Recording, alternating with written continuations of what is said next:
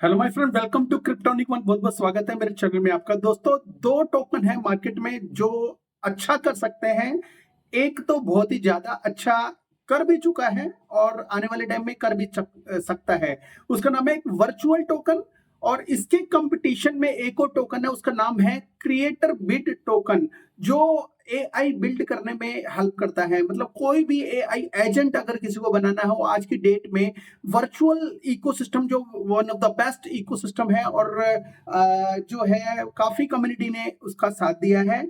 I think crypto से related tokenomics ecosystem के अंदर वो पहला टोकन था, मतलब वर्चुअल एक पहला टोकन था जिसने हाइप क्रिएट की और बहुत अच्छे रेट पे भी जाता हुआ देखा। अब उस टोकन को आज की डेट में अगर देखा जाए तो बिलियंस ऑफ मार्केट कैप उसके ऊपर आ चुकी है ऑलरेडी, और वो $1 से भी ऊपर जा चुका है।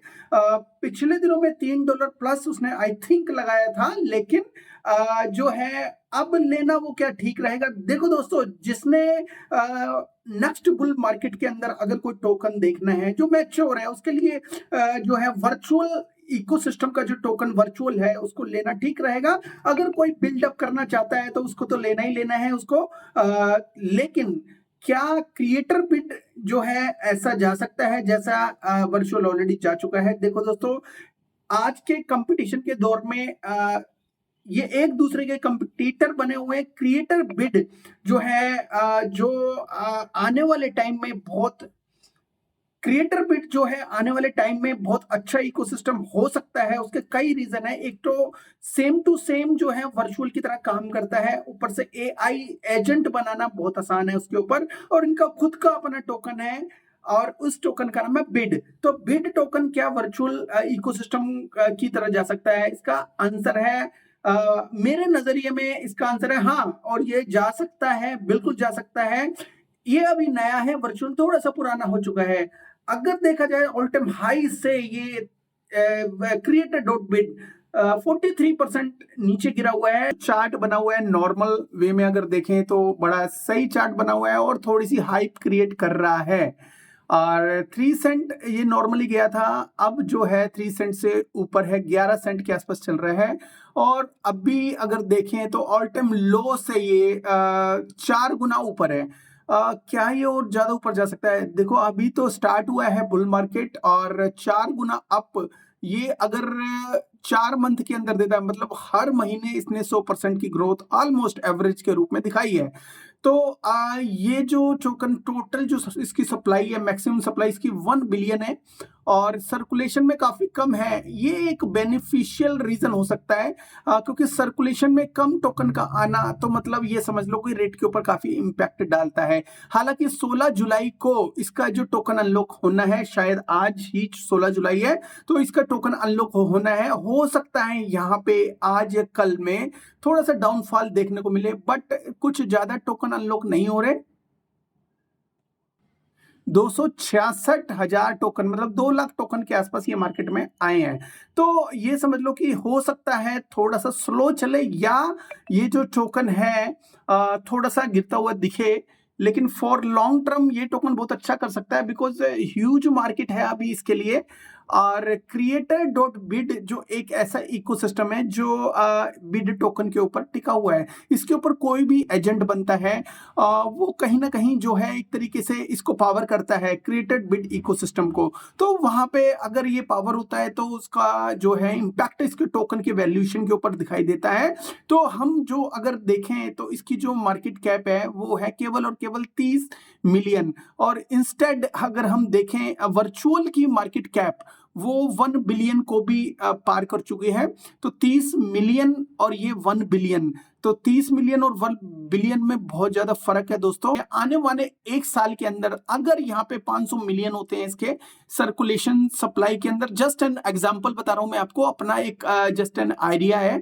यहाँ पे अगर अनलॉकिंग करके 500 मिलियन होते हैं और यहाँ पे जो है 1 बिलियन या 2 बिलियन के आसपास इसकी मार्केट कैप पहुंचती है, जो 2 बिलियन तो कुछ ज्यादा है। अगर 1 बिलियन भी इसकी मार्केट कैप यहाँ से पहुंचती है तो कहीं ना कहीं इसका जो रेट है $2 के आसपास हो सकता है।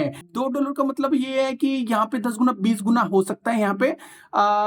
और अगर हम वर्चुअल को देखें तो वर्चुअल का जो इकोसिस्टम है काफी अच्छा उसने प्रोग्रेस किया है। मैक्सिमम जो है इसकी जो प्रोग्रेस हुई है जो है 114 गुना ऑलरेडी हो चुकी है, मतलब 100x को ये ऑलरेडी पार कर चुका है लिस्ट होने के बाद। उससे पहले किसी ने अगर प्राइवेट उसमें सेल में या प्री सेल में खरीदा होगा तो उसका तो ज्यादा एक्स बना होगा।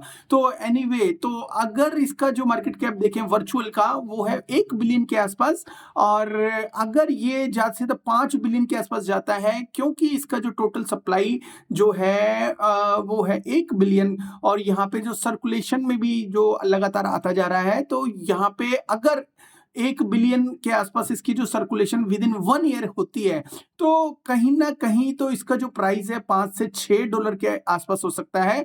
मैं इसलिए बता रहा हूं कि 1 बिलियन होती है या मे भी 1 बिलियन एक साल के अंदर ना हो, 800 मिलियन तक ही पहुंचे तो इसका जो प्राइस है $6 प्लस जा सकता है। तो मतलब समझ लो कि इस टोकन के अंदर अगर $10 भी जाएगा तो इतनी पोटेंशियल नहीं रह जाती।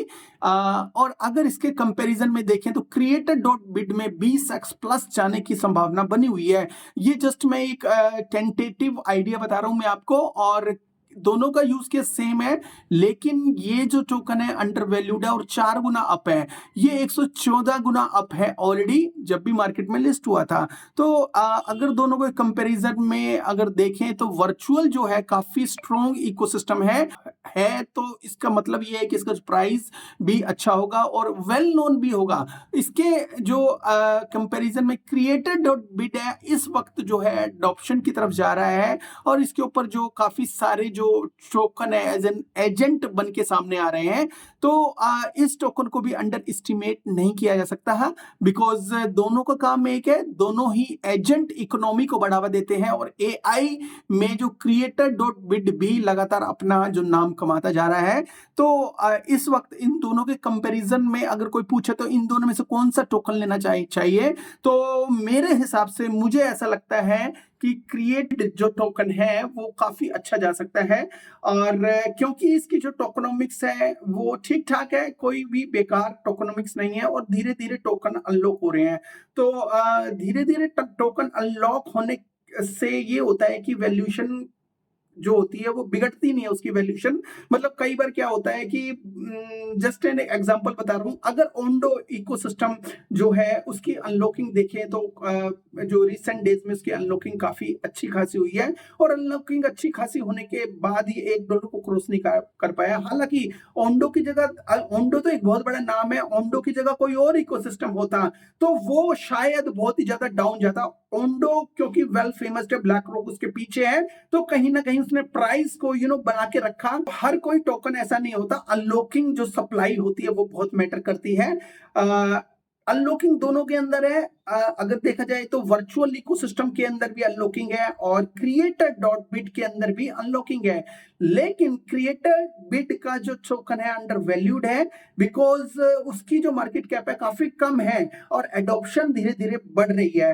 हो सकता है आने वाले टाइम में दोनों की जो एडॉप्शन लेवल थोड़ा सा इसका स्पीड जो जा रही है तो उस स्पीड में Creator.bid जो है काफी क्लोज आ जाए। मैं ये नहीं कह रहा इसकी मार्केट कैप को अचीव करके ऊपर चला जाएगा, लेकिन कहीं ना कहीं Creator.bid के अंदर एडॉप्शन, और हो सकता है अगर कोई बड़ी न्यूज आ गई तो इसका वॉल्यूम भी खींच सकता है, जैसे वर्चुअल इकोसिस्टम से भी वॉल्यूम खींच सकता है।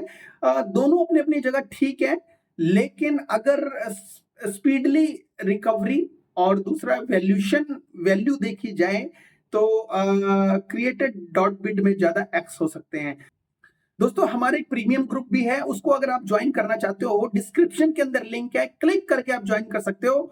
थैंक यू वेरी मच दोस्तों, have a good one, take care and bye bye.